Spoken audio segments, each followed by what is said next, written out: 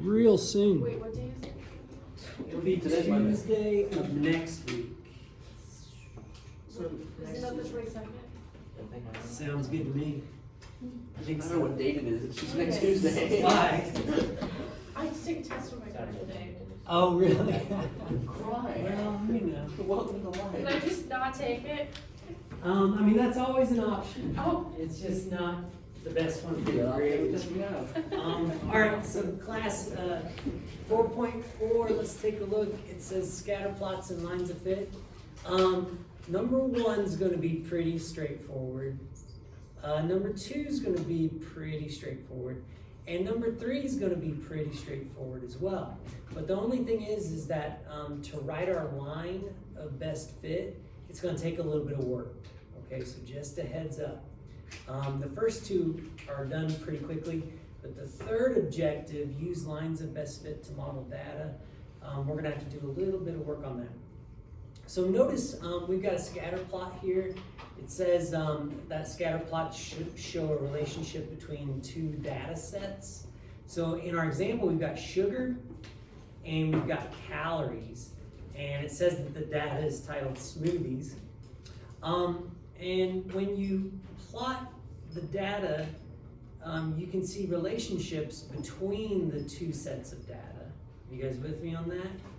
Also, when you plot the data, you may be able to tell some trends in the data. So let's explore some questions that can be answered on this data here. It says, how many calories are in the smoothie that contains 56 grams of sugar? How are you going to know that?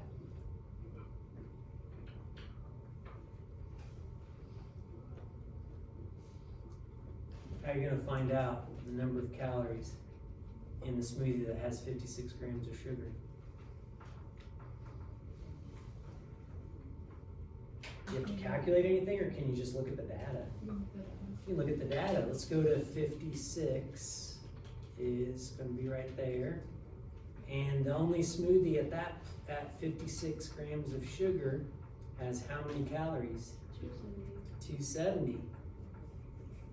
270 calories. How many grams of sugar are in the smoothie that contains 320 calories? We'll go up to 320. Is there a smoothie up there? There is, right? There's a data point at 320. And what's the sugar amount? 70. 70 grams of sugar. So we're just using the data to figure out some information.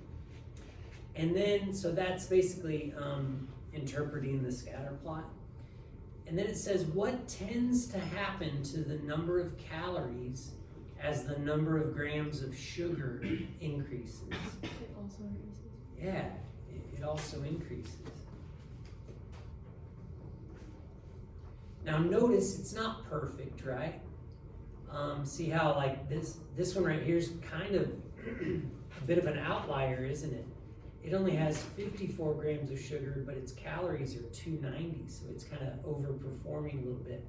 But would you agree that the general trend is more sugar, more calories? Do you guys agree with that trend? Yeah? So that's using a data plot, a scatter plot, to interpret relationships. Well, class, if you've got a trend, then the official name for that is called a correlation. A correlation is a relationship between data sets. You can use a scatter plot to describe the correlation between data. So what we've got here is if the data is increasing as X increases, so as X increases, Y increases, that's a positive correlation. So this was a positive correlation, wasn't it? Positive correlation. If as X increases, Y decreases, that would be called what, do you suppose? Negative. Yeah, negative correlation. Negative correlation.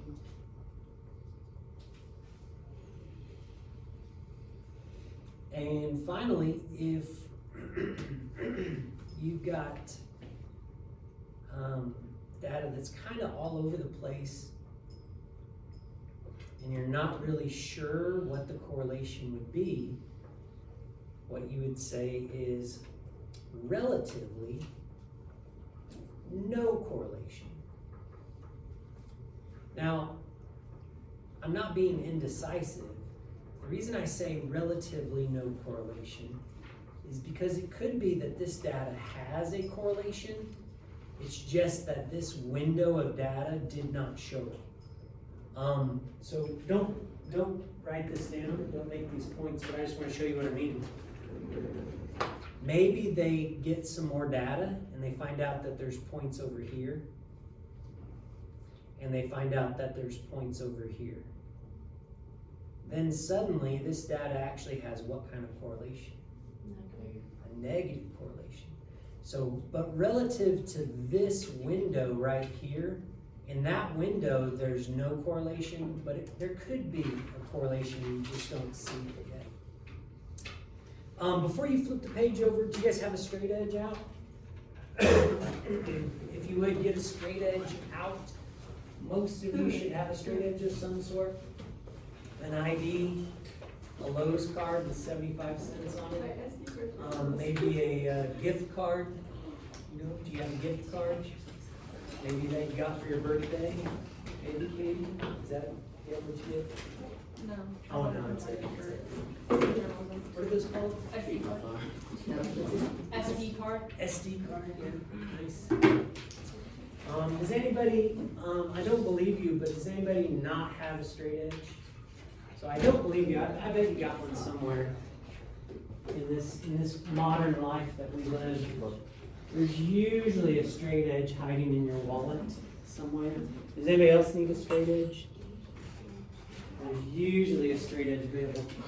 Okay, so class, before we turn the page, I want you to practice drawing a line of best fit. So if your data has a correlation, you can draw a line that follows the path of the data. So what you want to do is you want to go with the flow of the data when you draw a line of best fit. So I don't want to do this. Do you guys see how if I do that, I'm going to have a bunch below the line here and a bunch above the line here? We want to go with the flow of the data. We want about the same number of points on each side throughout the data. So I'm going to just do the best I can here and draw a line of fit right there. Now, after I drew it, I'm kind of realizing maybe I should have slid this upwards just a little bit. But am I following the flow of the data pretty well? You just want to do the best you can. Now, it turns out, like graphing calculators and Desmos, they can calculate a line of best fit, but it's a lot of calculations, okay? And we're not going to do that by hand. We're just going to eyeball it and try to do the best you can. Notice a clear straight edge kind of helps, you know, but you can definitely make do with what you got. So then practice a line of best fit for this one as well.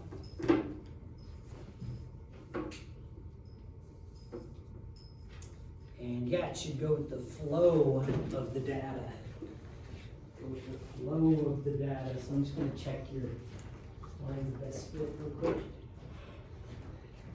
If you see you've got a bunch of points below it, maybe erase it or start over, slide it down some. But it should go with the flow of the data. Flow of the data. Is everybody good? Good with that? All right, let's turn the page, shall we? Let's turn the page. Tell whether the data shows a positive, a negative, or no correlation. Class on A, it says age and vehicles owned. That's what they're graphing here. So the person's age is on the x-axis, and so that means it's the independent variable. Our dependent variable is number of vehicles owned. What do you guys think? Is there a correlation here? No. No. I'm gonna go with relatively no correlation. But class, I'm gonna bet that if I was to put all this data into Desmos, it would give me a line of best fit. But we're gonna say relatively no correlation. The reason I say that is, do you kind of get a feel that this is actually in general increasing? Mhm. You know, if we had like a dot up here, that would kind of mess things up, but without a dot up here and without some dots down here, I can kind of see that there might be a line of fit through there. So in parentheses, I want you to write might be positive, but is it very clear that there's a positive correlation? No. It's not very clear, is it? Not very clear at all. What about this next one? It says temperature and coat sales at a store. Average daily temperature is our independent variable, and then our dependent variable is coats sold per day. Is there a correlation there? I would say most definitely. What is it? Yeah, there's a negative correlation. A negative correlation there. So that means, basically, what does that mean then? As the temperature decreases, more coats get sold.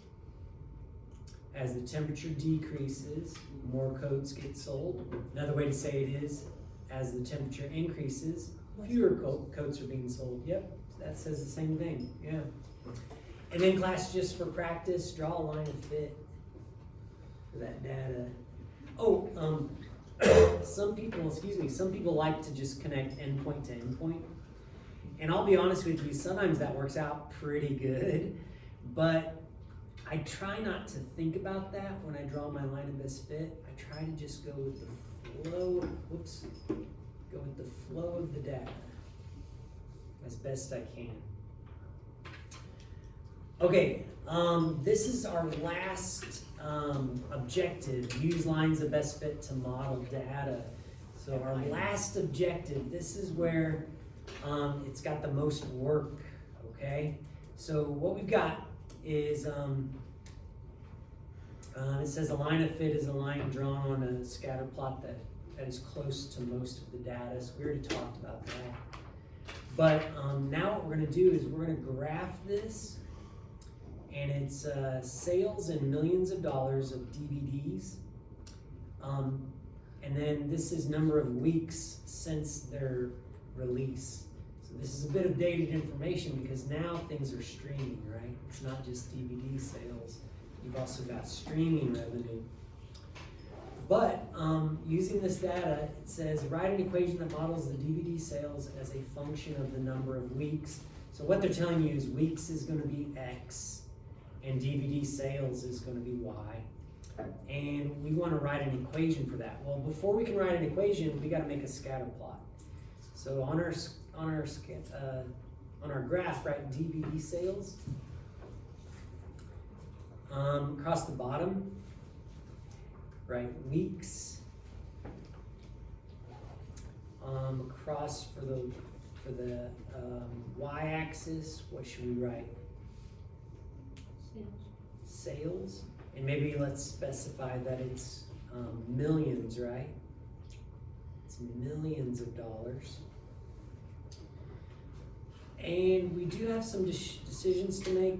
For our x's, we gotta go up to 8.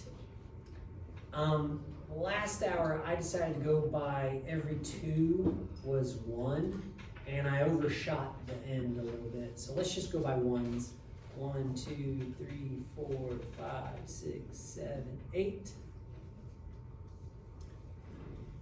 And then for our sales, it's anywhere from 19 to 5. So class, you could do something like what they did up here. See how they did those zigzags to skip data? Those zigzags means they're jumping over some data before they graph. we could do that and then start at like 5 or something, but I don't think we need to. 5's pretty small. So let's just go up to 20. And I think, the reason I say 20 is because that would give us, it would overshoot the amounts a little bit. But if we go by ones, will that get us to 20? It goes over. It could do Yeah, you can cover. Oh yeah, so class, if I went by ones, 10 would be right there. Would I get to 20? No. I wouldn't get there. So what should we go by, you think? You can go by twos. Go by twos. I agree, that's a good idea. So we'll go 2, 4, 6, 8, 10, 12, 14, 16, 18, 20, and 22 just for good measure. And class, now that we've decided our intervals to use, let's plot these points. So 1, 19, in between 18 and 20, right? 2, 15, in between 14 and 16. 3, 13, in between 12 and 14. 4, 11, also in between, right? 10 and 12. 5, 10, 6, 8,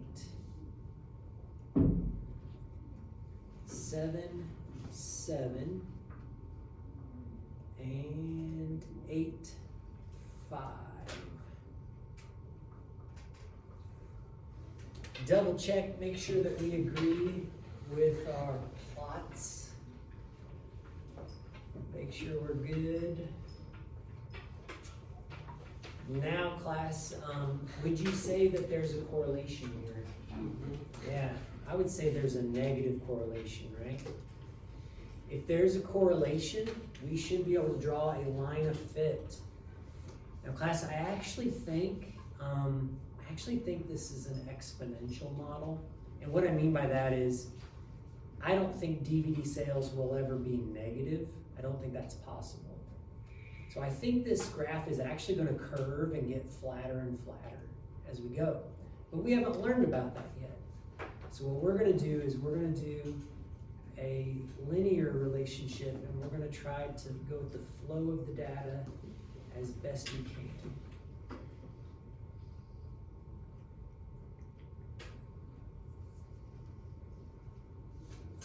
And there's my line of best fit.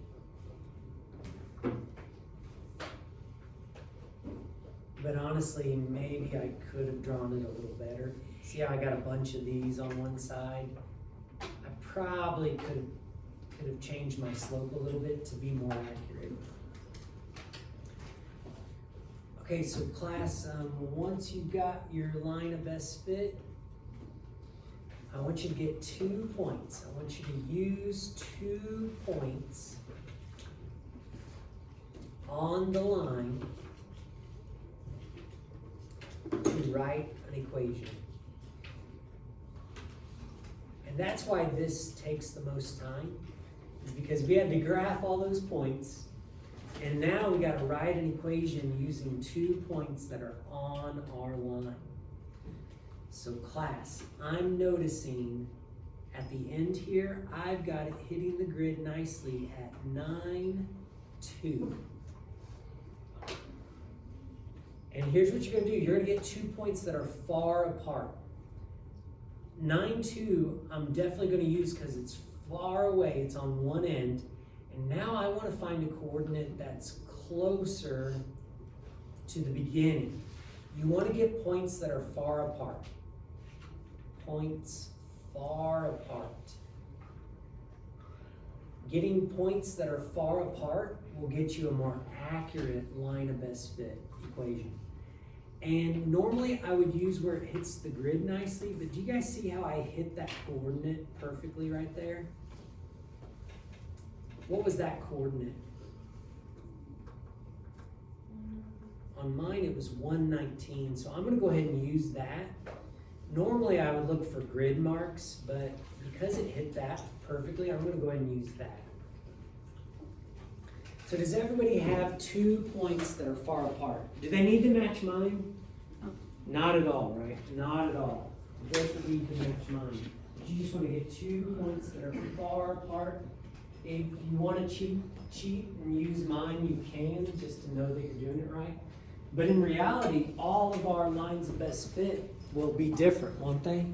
They'll all be different. So now, class, we're going to write an equation using these 2 points. So what are we going to have to calculate first in order to write an equation? Slope. Yep, we're going to have to calculate the slope. So I'm going to switch to a pencil in case I make a mistake here. So we're going to have to get the slope first. Go ahead and calculate your slope as well.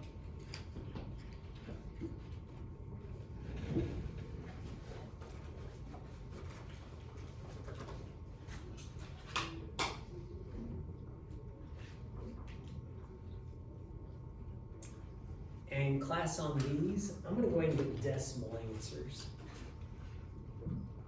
That's going to make our life a little bit easier, because these lines of best fits aren't exact anyway. So we're going to go ahead and get decimal answers. So I got for my slope that it was negative 2.13. That's what I got for my slope. Yours should be different if you got different points. The class, is everybody getting a negative slope? Mm-hmm. Yeah. If you got a negative correlation, guess what your slope should be? It should be negative as well. And then from there, use one of your points to do point slope form. So I'm going to go, from mine, I'm going to go y minus 2 equals negative 2.13 times x minus 9. Whatever point you use, it'll be different, right? And then I'm going to get y by itself. I'm going to distribute.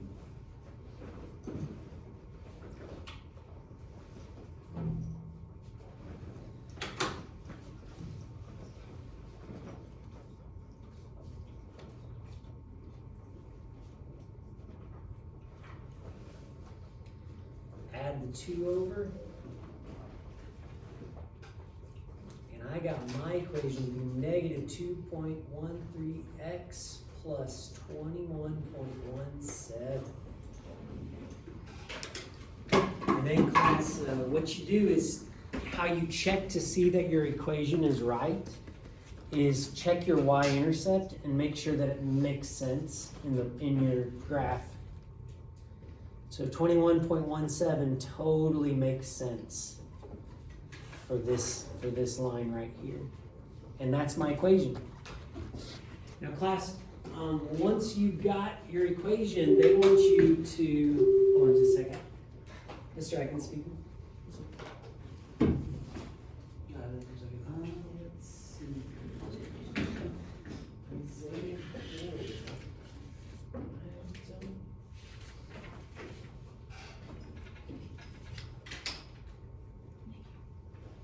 Oh, yeah, no, he was not. Yeah, and I'm sorry, he wasn't even on my radar to check, so I'm sorry. Yeah, you bet. All right, so class, the last thing is it says interpret the slope and y-intercept of the line of fit. That can be kind of tricky. Class, what does the y-intercept mean in the context of the problem? What is that 21.17? What does that mean? You're starting there? $21.17 million. Starting what? You're starting on $21 million. You're starting at $21 million. So they're basically saying for that 0 to 1 week, I guess, they're going to do $21.17 million that week. So that's the starting sales amount. Starting sales amount in millions. Now, what does the slope mean in this problem? You're losing $2 million. You're losing approximately $2 million in sales every what? Every week, yeah. So you start out at about 21 million, but then as every week goes by, you're gonna get 2 million less in sales. 2 million less in sales.